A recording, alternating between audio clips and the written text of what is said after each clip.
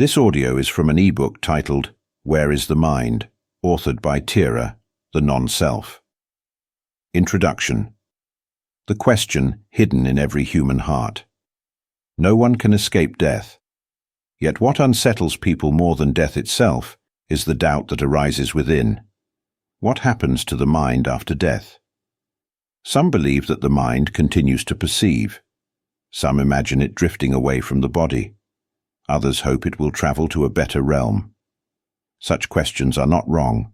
They are signs of unknowing, the lingering illusion that there is still a self who dies. As long as we believe there is a self, questions will never end. But when realization dawns that this self has never truly existed, all questions fall silent, like shadows vanishing when the sun rises.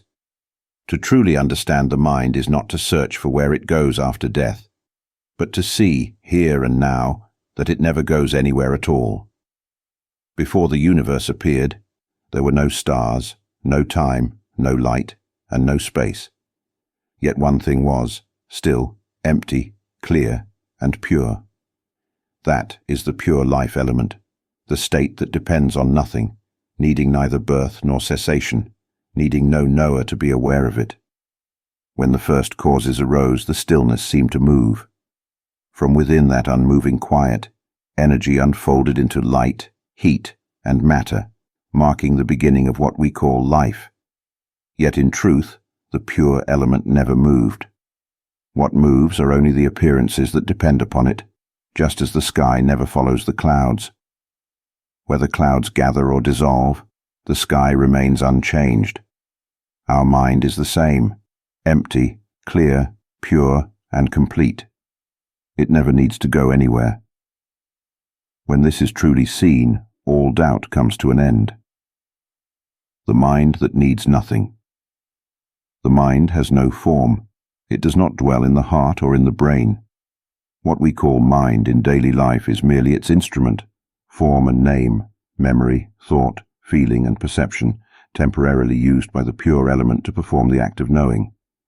Yet the original mind never moves, is never born, and never dies. It simply is, still, empty, and clear. When we look deeply into the time before all things were born, we find that this pure life element is the root of all existence. It is emptiness that is not a void, but fullness without boundary. Every star, every breath, and every life arises within this same pure element.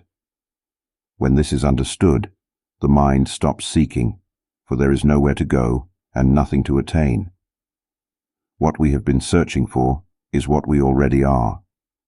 When we look deeply into the time before all things were born, we find that this pure life element is the root of all existence. It is emptiness that is not a void, but fullness without boundary. Every star, every breath, and every life arises within this same pure element. When this is understood, the mind stops seeking, for there is nowhere to go and nothing to attain. What we have been searching for is what we already are. The question of unknowing. Every being knows that the body must decay, yet what haunts the heart is the question, where does the mind go after death? Because we still imagine a self that continues on, fear, worry, and endless curiosity arise. But when it is seen that this self never truly existed, every question dissolves without need of an answer. Unknowing makes the mind create visions that it will drift away or enter another realm. Yet these are only imaginings of one who has not known the original mind, which has never moved at all. The pure mind beyond form and name. Common questions that arise. After death, does the mind still perceive? Does it have a place to reside? Does it float through space? Such questions come from those not yet awakened, like a child who cannot yet walk but already asks, "If I become a doctor, will I write good books?" They are questions born of not yet knowing the truth. The mind is the formless life element, empty, clear, and pure. It neither comes nor goes, is never born, and never dies. It is pure by its own nature, untouched by form and name. It only borrows them for a time, to learn what it truly is. When this is clearly seen, all doubt ceases. What we call the knower is merely an activity of conditioned consciousness. No knower, no known. Within the life element there is no form, no name, not even the act of knowing. Even knowing itself depends on conditions. When there is a knower, there must be a known.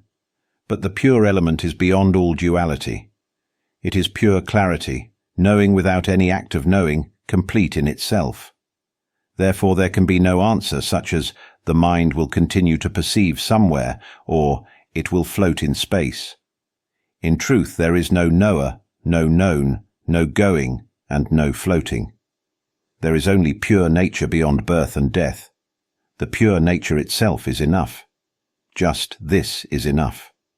There is no need to struggle for any further answer. The knower and the end of seeking. What binds most seekers is the attachment to the one who knows.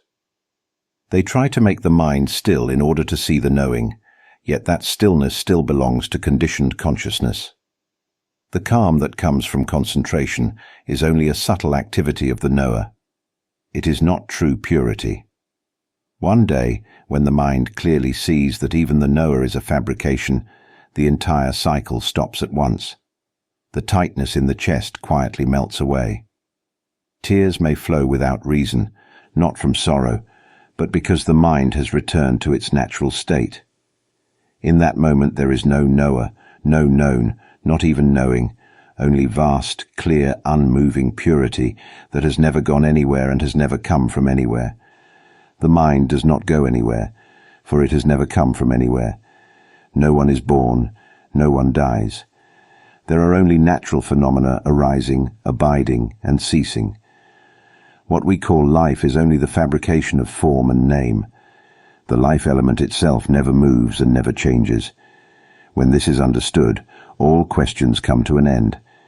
There is no need to seek any answer, for the pure nature itself is enough.